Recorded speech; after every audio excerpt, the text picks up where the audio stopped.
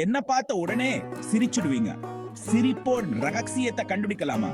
சிரிப்பு எல்லாருக்கும் பொதுவானது தான். ஆனா அதுக்கு பின்னாடி இருக்க காரணங்கள் அவ்வளவு பொதுவானது இல்லையே.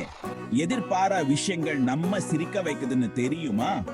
யாராவது டான்ஸ் ஆட முயற்சி பண்ணி தடுமாறி விழுந்தா சிரிப்பு வரும்ல? இல்ல, ஒரு பூனை, ஆமா பூனை, சின்ன தொப்பி போட்டுட்டு திடீர்னு கண்ணாடியில தன் பிம்பத்தை பார்த்து பயந்து ஓடுறதை கற்பனை பண்ணி பாருங்க. பெரும்பாலும் கர்வம் தோற்கிறப்போ சிரிப்பு வந்துடும். வெறும் வெழுது மட்டும் இல்ல, எப்படி அந்த வழுதலை சமாளிக்கிறோம் என்பது தான் முக்கியம். யாராவது வழுக்கி விழுந்துட்டு அது பேஷன் ஷோ மாதிரி நடந்து போறதை பார்த்திருக்கீங்களா? பேஷன் வித்தா ஸ்பெஷலிஸ்டா நீங்க தான் சொல்லணும். அப்புறம் நம்மளை எதிர்பாராத விதமா தாக்கோ நகைச்சுவை வார்த்தைகளையும் சொல் விளையாட்டுலையும் மறந்துடக்கூடாது.